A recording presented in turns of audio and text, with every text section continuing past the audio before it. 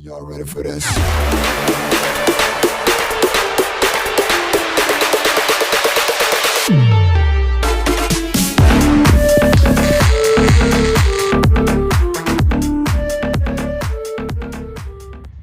Hello again.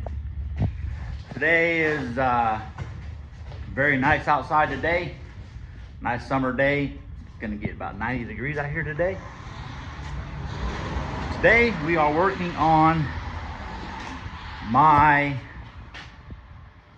71 Volkswagen Super Beetle.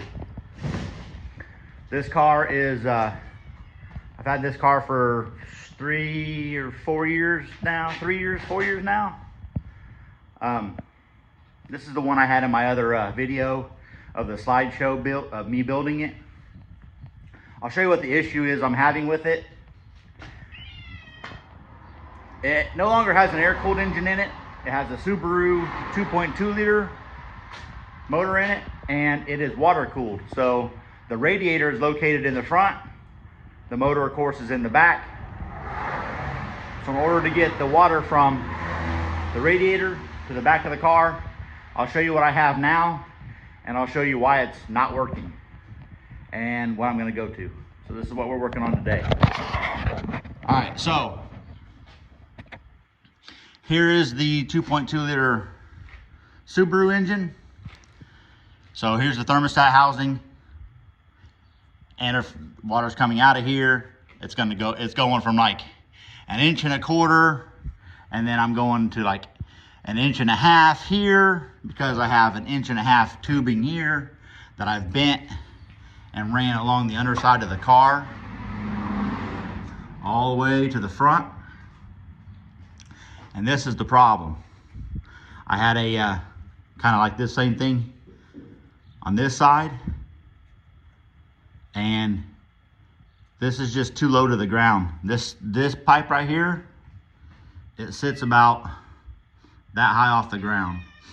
So then whenever I hit anything, I'll show you what's happened to it. This is the tube that was on it. So this was right here.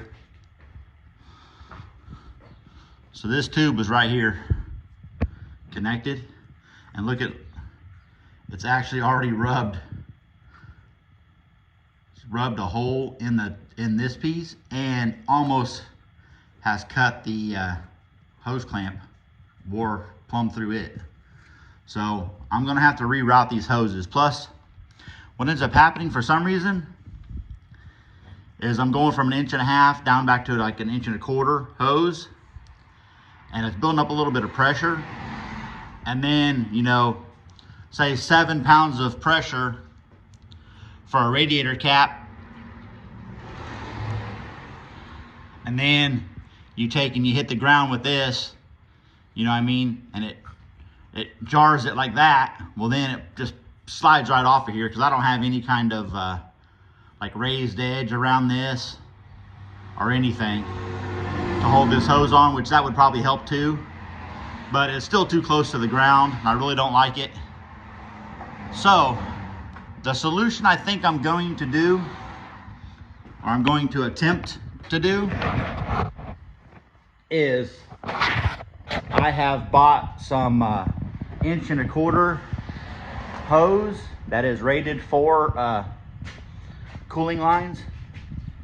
So this is the hose.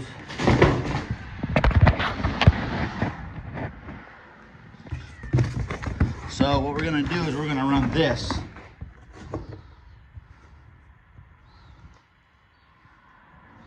And we're gonna run it from here. I think what I'm gonna do is I'm gonna run it from here. And my plan is, in Volkswagen Bugs, they have the old heater channels. These old heater channels right here, it's kind of hard to see, but there's a hole right here. And the exhaust from a Volkswagen used to come into here, the original Volkswagen, and it would blow heat down the side into a heater channel that runs along the inside, like it runs like right above this piece, and it runs all the way to the front of the car, and then it blows out little vents by your feet. And that's how they got heat in the cars. So what I think I'm gonna do is I'm gonna try and run that hose through this hole and through that heater channel all the way to the front of the car. The only thing is, there is no hole coming out, because that heater channel is blocked off and the heat used to go inside the cab or inside the body of the car. So I'm gonna have to find out where the heater channel is right here and drill me a hole or cut me a hole to be able to bring that hose out, and then I can take it straight through here, follow this hose, basically replace this, and I can follow the hose straight to the radiator. Then I would have one connection there, one connection in the back for the return side, and then I have one connection on that side. Basically do the same thing over here. Go through into the heater channel here, run it all the way down the car through the heater channel, come out of the heater channel here, right here where these two hoses are coming out, come out here and go straight up to my expansion tank. So that's the plan. So first things first, I got to get rid of all this piping and all the tubing that is hooked up. But what I may do first thing I may do is I may try and run the hose through the heater channels and make sure that's going to work first before I take all the tubing and stuff off. I mean, the tubing's going to come off anyway because I don't like it. It's not working. The car is too low to the ground for that. I know. People say, well, why don't you just raise the car up? Well, because it doesn't look good that way. That's why. So I want it to have a certain look, and it does have that look right now. I just need to fix the issue with the popping off the coolant lines. So that's what we're gonna, sorry about the noise again. So that's what we're going to attempt to tackle today. We'll see how it goes. All right, so we got one tube off, and this is how we're kind of gonna run it. So I tied it in here, and then I'm gonna run it like this way, and then I'm gonna run it down the side underneath the kind of like this. I'm gonna try and tuck it up in here like this, kind of like that. This hose is kind of kinks a little bit. It's not real stiff, so hopefully when it gets water in it, it'll be better. But I'm gonna run it like that, and then down the underneath side of the body like this. I'm just gonna strap it to there, and the running board will hide it. I was gonna run it through the inside of the car, but, and then this one's just gonna go like this. But my thinking was, if something was to happen and it was to burst, I really don't want hot coolant. Even though it's in this, it would be in the side channels, the heater channels of the car, it still could get like back here underneath the back, like through this hole. Right here's where my battery and stuff is. My battery's like right here. So if it goes through here, this is open from here to the channel. My battery sits here, so if it was to burst there, it could get inside the car on my stereo equipment. And if it bursts on this side, it could get on my other heater. My other heater is right here for the heat for the car. Plus it could run, you know, I mean, if it was to pop, and it could run up to the front and then come through those vents, you know, by your feet. And that wouldn't be good either. So I want to keep it on the outside of the car, I think. That way, if I do have a failure in it, then at least it's leaking outside. So that's the thought behind it. If I got one more to do, I'm just gonna kind of do the same thing, get it rough.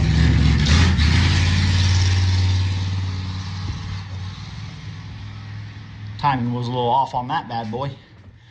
But I'm gonna get it roughed in, same as I did that side, and then I'll clamp it all up and show you when it's all done.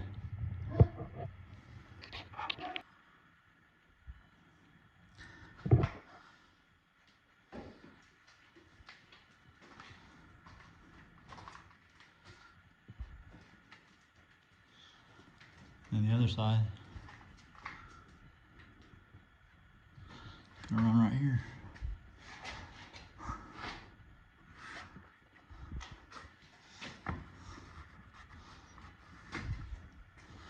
And round it up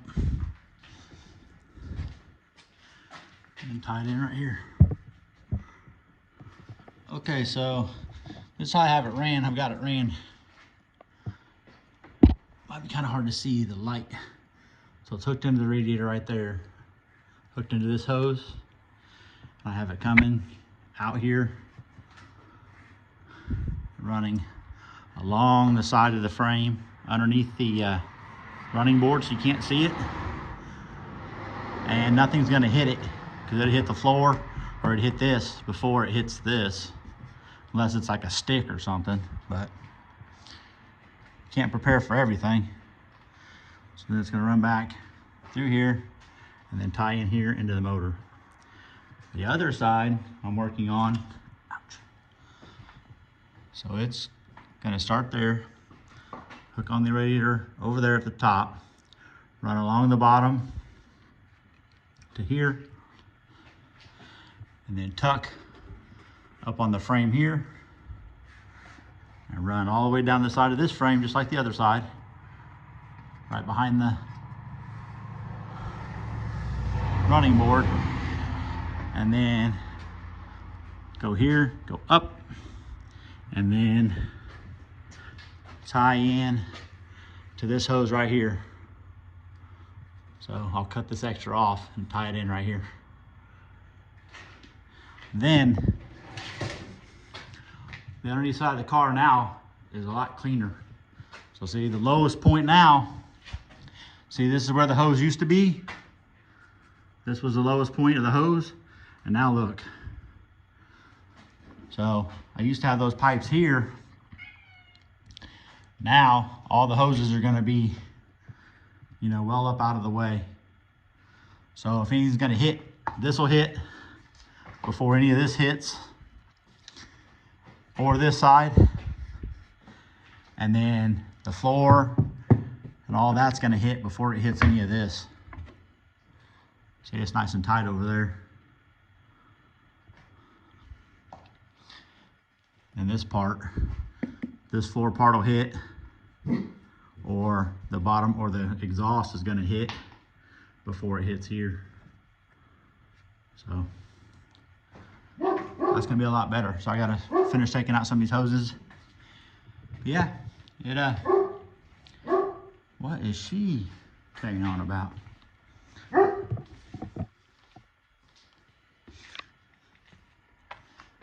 What's up, big girl? Huh? Supervisor is talking to somebody. She is talking to somebody. But yeah, so we almost got it. I just gotta trim this hose, put some more clamps around it, snug it up tight, and then I'll show you the finished project. We almost got it done. What's up, Psycho? There's the Psycho the cat. We got the supervisor, we got the assistant. We got the whole crew here. The whole crew. Stay out of that. All right, let's get to it.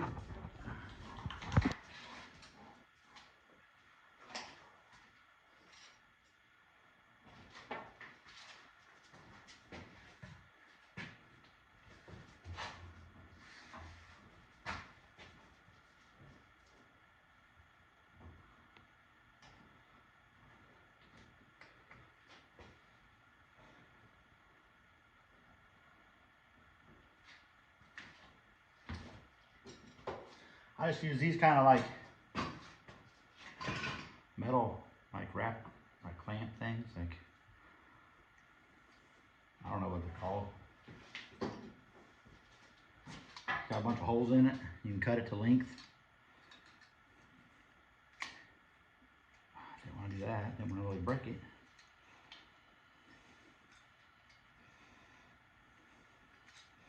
Got a little carried away. A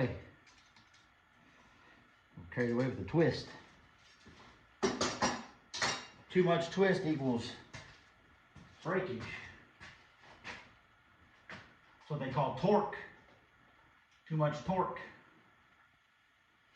So now I'm going to have to readjust this one so I can cut off the part that I just broke.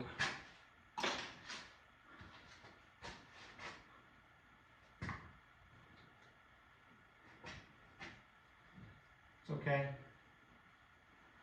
I can modify it.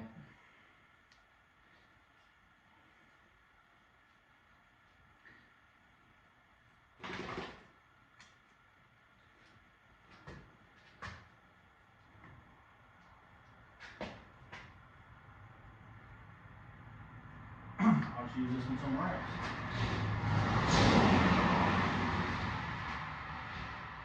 Here. Over there.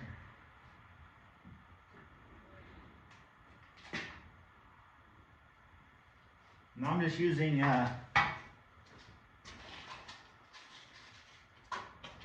these little self-tapping. Focus, focus, focus. Little self-tapping screws.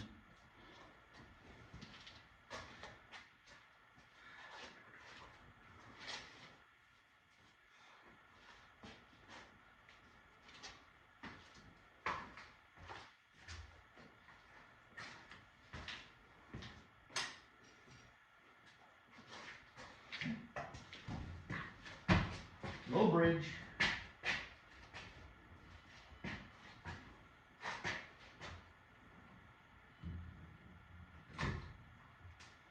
Yeah.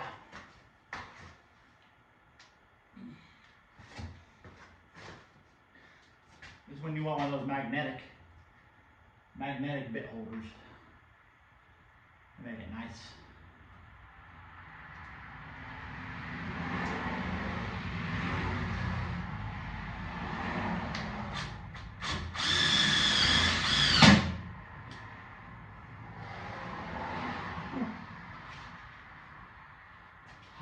Hot metal.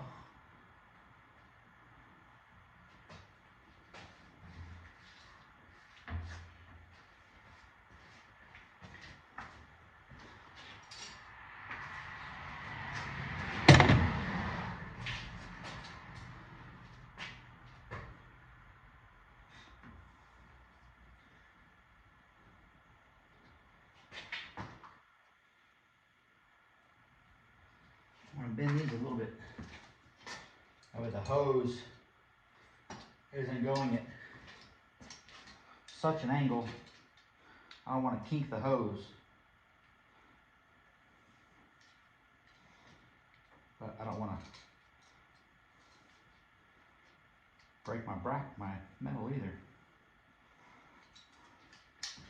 Fine line there. Fine line from perfect to broken.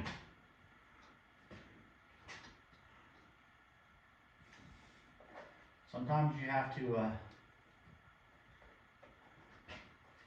experiment to find out where that spot is.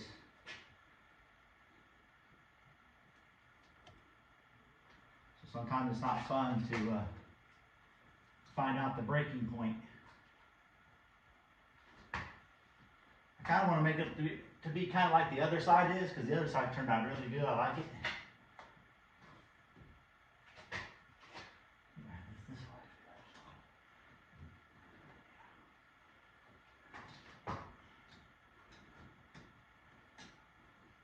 I'm going to take and grind off the tip of this right here so it's not sharp.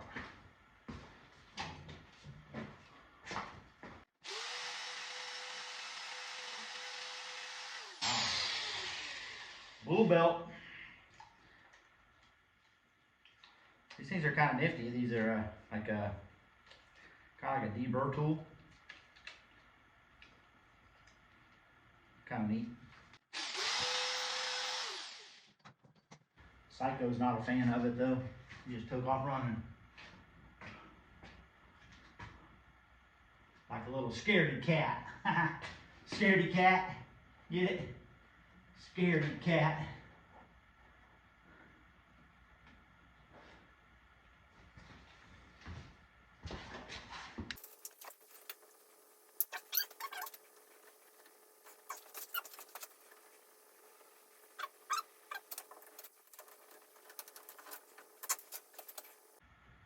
Had it like right there. About ready to drive her home.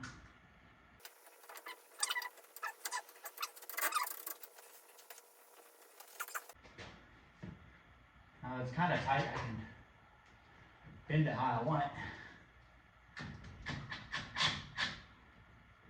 And I don't like it. And I don't like it.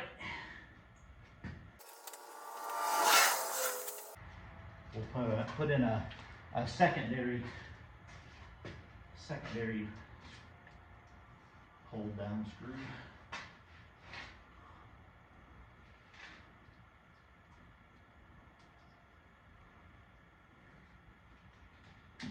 Oh, come on.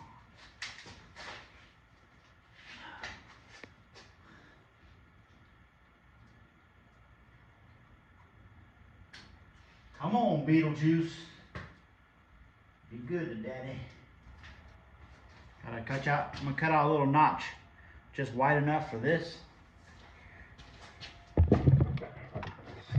So what I'm gonna do is I'm gonna take this hose clamp and right here, I'm gonna cut a notch out in this piece.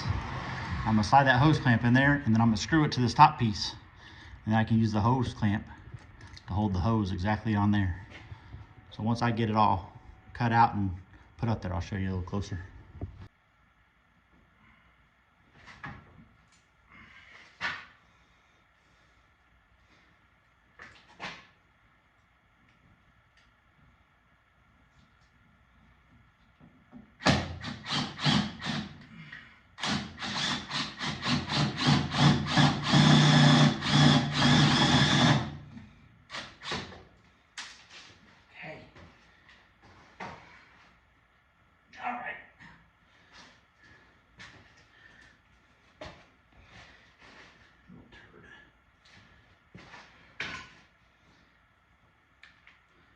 What I do is I just take this screw,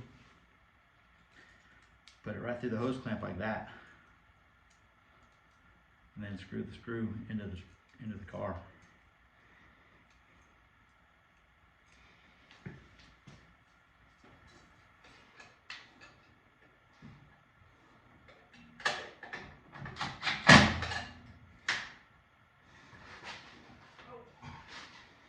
All right, now I'll show you how I did that.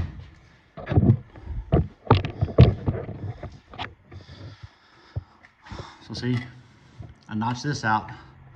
So that way the hose clamp would sit all the way up in there. Screwed it into the car right there. And I'll put a piece of rubber around this hose, and then this hose will go right up in there, and then you just clamp the hose clamp around it. That's how you do it. Take a piece of rubber hose like that. Kind of help protect it from the screw head. And that part of the body that we made that notch in.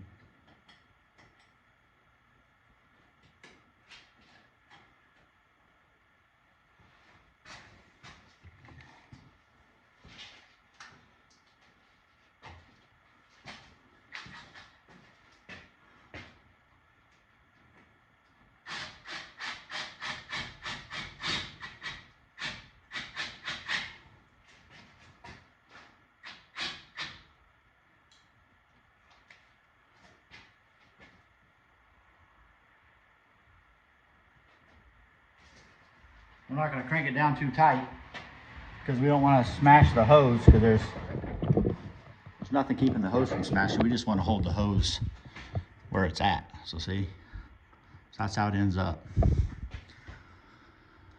So now you have a clamp that you can take off, pull the hose off, put it right back on, clamp it right back down. You can do that for all of them if you wanted to, but. So yeah, so let's just continue on down to the back.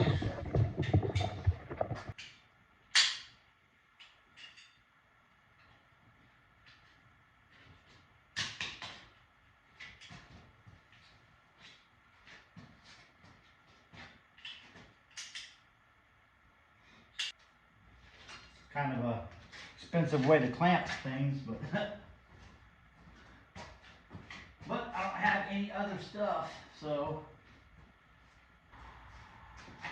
yeah, I'll show you how I did that, so you can see what I'm talking about. You just put the hose clamp around the hose,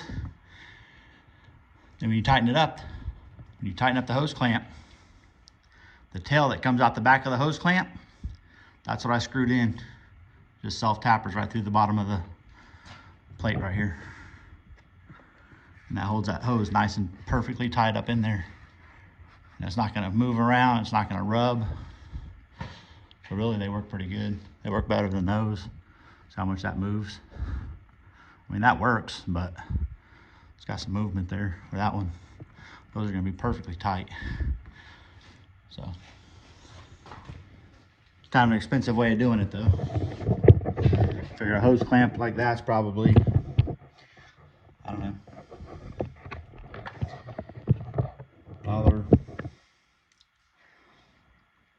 probably $1.29 each, or $1.59 each maybe. So I wouldn't have to do too many of them like that. So I'm just gonna cut that. We're just gonna do it. I wanted to make sure I have the hose exactly where I want it before you cut this stuff, because that hose is not cheap. This stuff right here is rated for, it's for heater hose, so it's rated for high temperature, you know, and it's kind of flexible. This stuff is 1.25 inches inside diameter, and it is rather expensive if you look it up. But if it does the job and it fixes the issue that I'm having, then to me it's worth it. But it is not cheap. So you definitely don't want to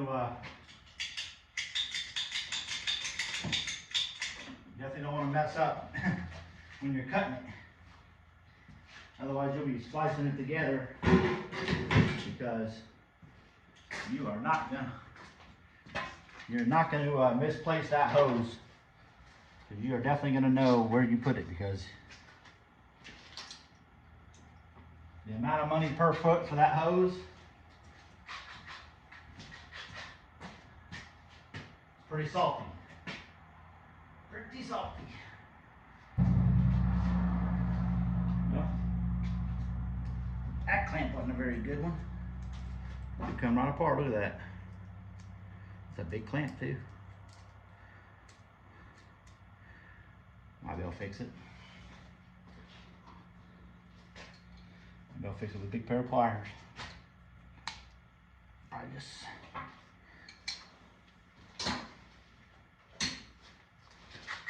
hope I won't need it, so won't be no big deal. There, I heard the seal break. There we go. Just work your way around it like that. Like if you have one stuck on there, take a little, go down in like this, and work your way around there, kind of prying it like that, and it'll break the seal. Because when they get hot, they'll seal to like that metal and stuff. Try putting a tire on.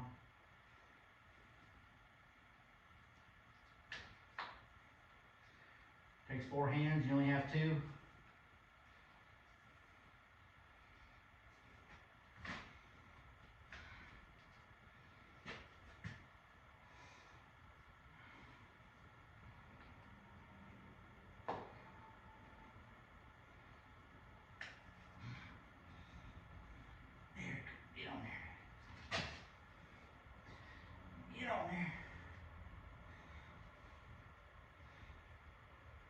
sense in fighting it now.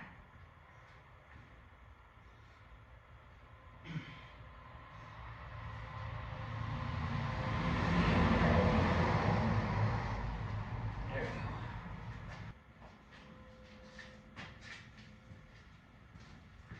The hose is a little tricky to run just because it's so flimsy. I mean, it's not like a regular radiator hose. I mean, you start to bend it and it just kinks. You can't have that, you know, when you're trying to run water through there. So you have to kind of like do real gradual curves. So it's good for some stuff, but it's probably bad for other stuff. This stuff is really good though. The way I used it is I used it, you know, a long tube of this, and then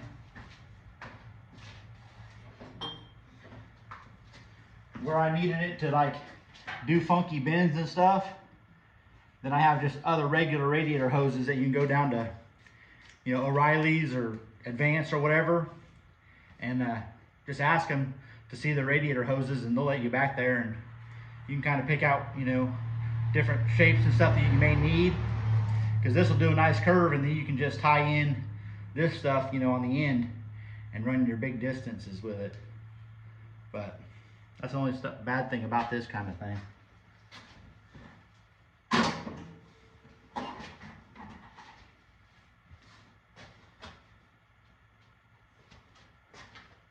Let's put these 2 clamps on, and then I'll show you what it looks like. Of course, these are bigger sockets. Bigger sockets.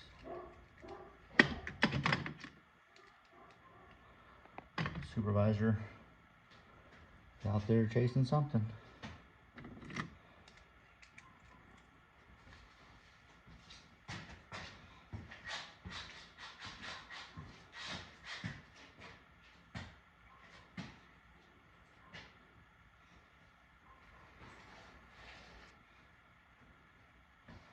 Okay. I'll show you how it looks.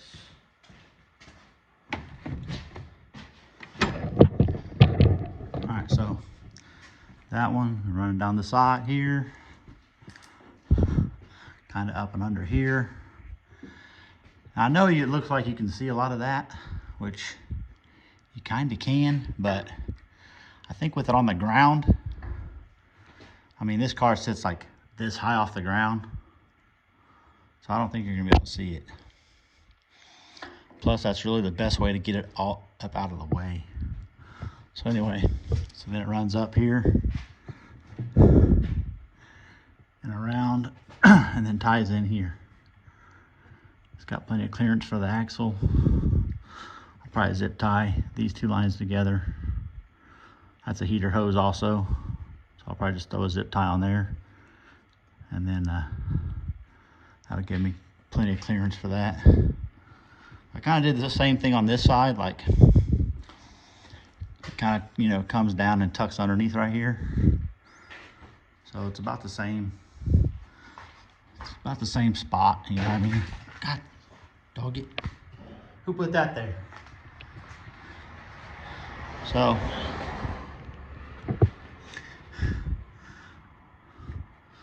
this is running, you know, it's running about the same area.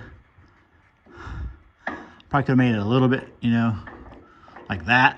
More like there, like that. Might be a little bit better. Then I can just zip tie it right here to kind of hold it where I want it.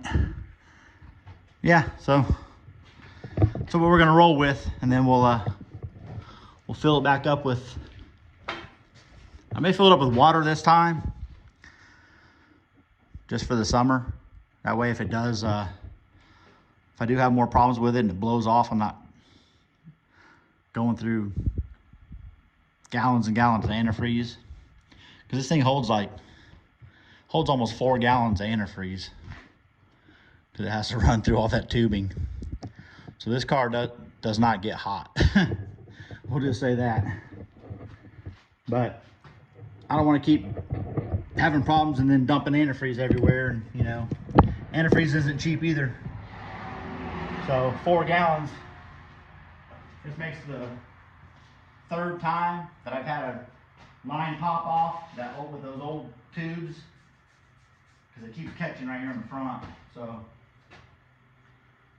that's probably like, I don't know, 4 gallons of antifreeze is probably what, $100, almost $100 probably. It's like, so I've spent $300 in antifreeze that I don't even have. It's all, you know, sprayed out all over the place on the road.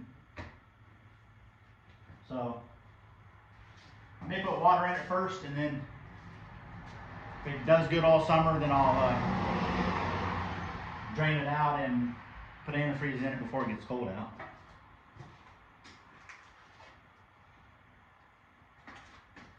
All right, so we'll lower it down and we'll fill it back up.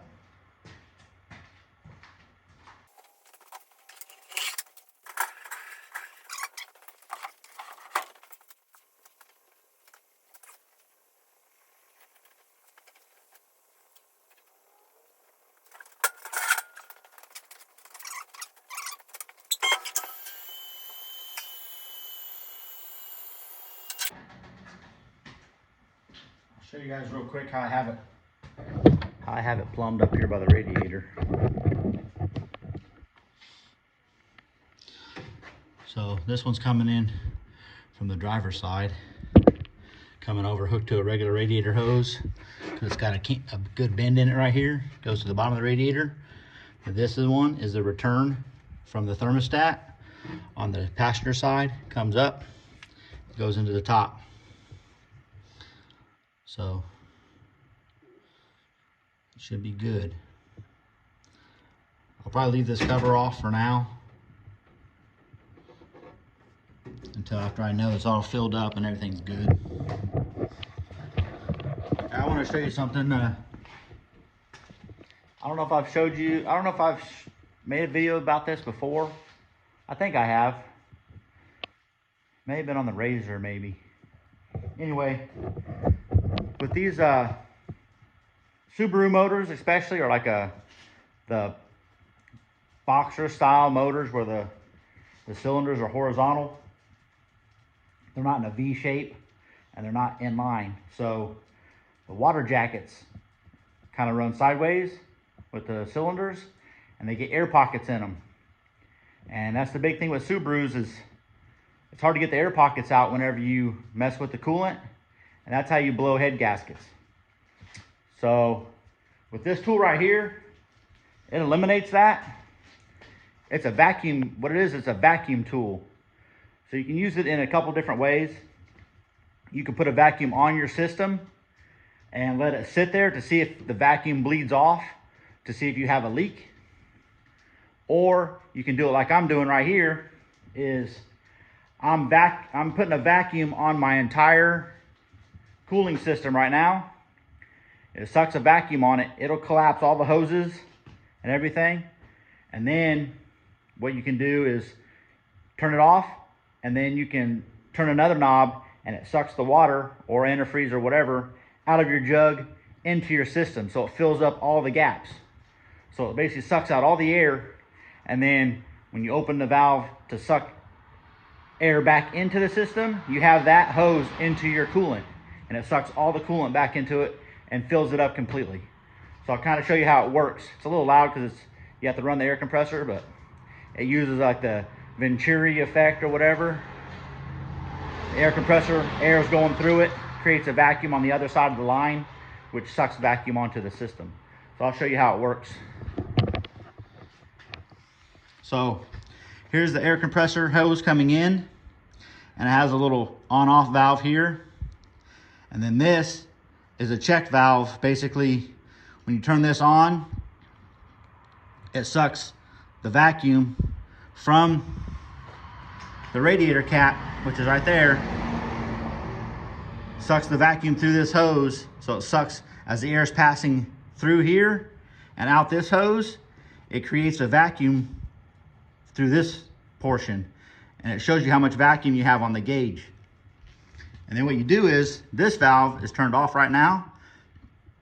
It hooks into a hose, which goes down into your coolant. So antifreeze, water, whatever you're using, goes down into there. So now what you do is, this valve's off, this valve's off. So this hose is basically the airflow from your compressor goes through here and comes out this hose. Now if there's any water or antifreeze up by your radiator cap and you turn this on, well, when that air comes through here, it's gonna create suction. It's gonna create suction through here, which is gonna create suction through this hose, which it will spit out a little bit of water or antifreeze if there's any right there by your cap. So just take this end, stick it in another empty bottle is what I do. That way it's not spraying everywhere. And then what I do is I turn it on and I just kind of hold this, which will be kind of hard with one hand. It's probably gonna come flying out of there, of course. But so what you do is you turn this valve on first so you get your air flowing, and then I'll turn this valve on to get the suction. Okay. A little bit of water coming out, no big deal. I'll try and hold that in there. Hold the camera and turn on the valve. Now you turn this valve on. Now you're creating a suction through this hose. Now there's a little bit more fluid coming out of there. I don't know if you can see that, because my system's almost full, but that water's just shooting into this jug. So the needle kind of bounces around, but just let it pull vacuum for a while. You know, a few minutes.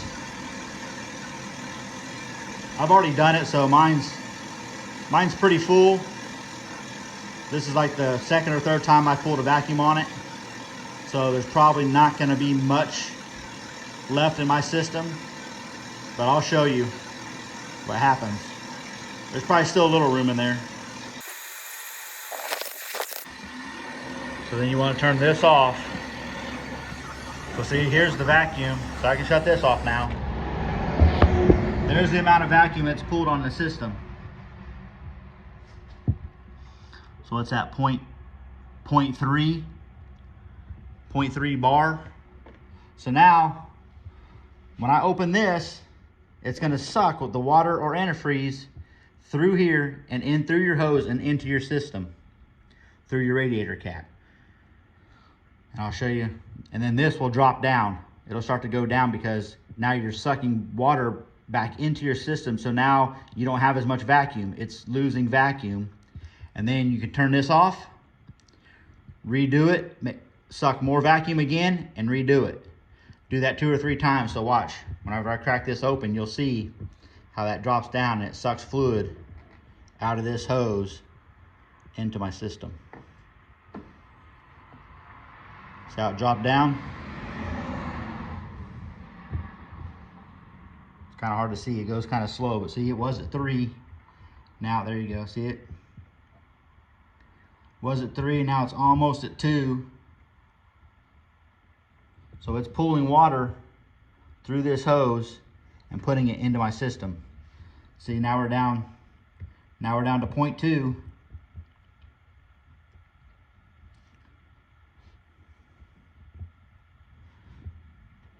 The only thing with this is you want to make sure your jug that you're pulling from doesn't run out.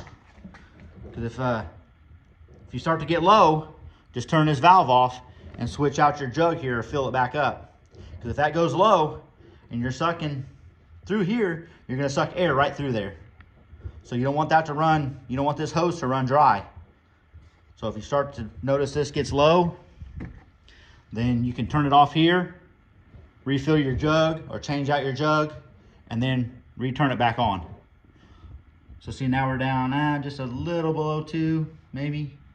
So watch, I'll see if there's any more air in there. I'll shut this off. And then what I'll do is I'll turn the air back on, and then I'll open this to create the vacuum again.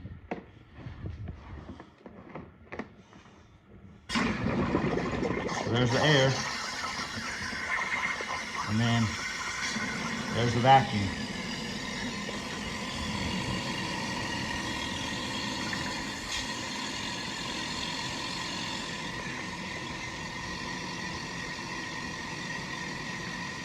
I'll let it go for another 30 seconds or so, just to see if there's any more room in there. Now, if I didn't have any water coming through this line, if it was all air, like the first time I did it, if it's all air, the needle doesn't bounce around like that. It just goes up nice and smooth. But since how there's water right at the cap, it bounces around like that. Like I said, my system's pretty much full because the first time I did it, it pretty much sucked about a gallon in. So, but we'll give it another 20 seconds or so and see if we can't get a little bit more in there. But this is the way to eliminate all air pockets and stuff in your motor. I know sometimes it's hard to burp your system or whatever, you know, like people have the radiator cap off and just, you know, let it go that way, or squeeze hoses and stuff like that, and that works. But with these type of motors where the cylinders are horizontal, Subarus and stuff like that, it doesn't work like that. It's hard to get this stuff, it's hard to get all the air out. And then when you don't get the air out, that's what causes you to blow head gaskets and stuff. So that's the big problem with these engines, is blown head gaskets. I'll go ahead and shut it off since you can't hear me anyway with the air compressor running.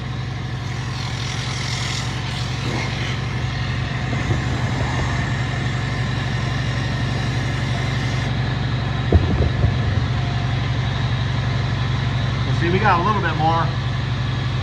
It's at almost 0.3, not quite. So I'll turn this back on.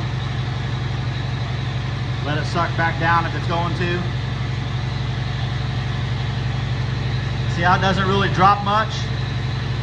That's telling you that the system's pretty full. Because the first time I had it like to here, and then when I opened this valve right here, it sucked the water in and that just dropped all the way down to 0.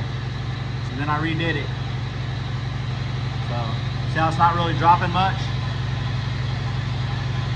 So that's pretty much telling you your system is pretty full.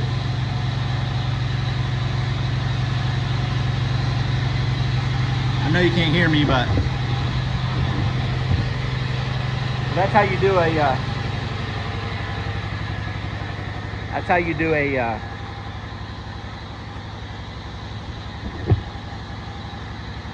proper radiator flush. And you can buy this kit. This kit comes with everything. Like, it comes with 3 different radiator caps for different sizes. It comes with like a rubber, you know, if you just want to put a hose on it, if you want to check like a vacuum, like a brake booster or something. It comes with different chucks. All these right here are the screw-on caps to like your expansion tanks.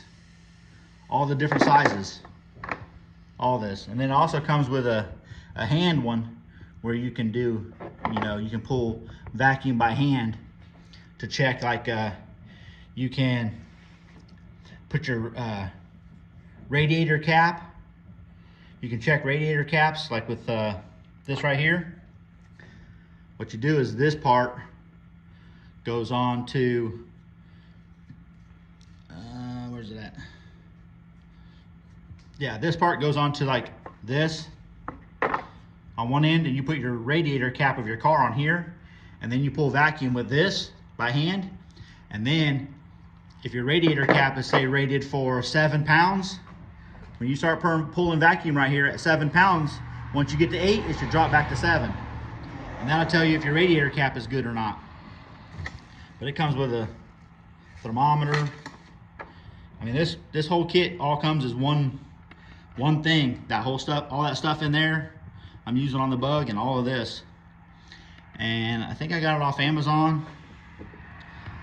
I forget what number it is or what it was actually called. I will try and figure that out. But if you go on there, just look at radiator test kit or vacuum test kit, and this is what it is. It's like $100 or something like that, maybe. Can't remember, 105 or 95, something like that. But if I can figure out which number it actually was exactly, I'll put it in the description.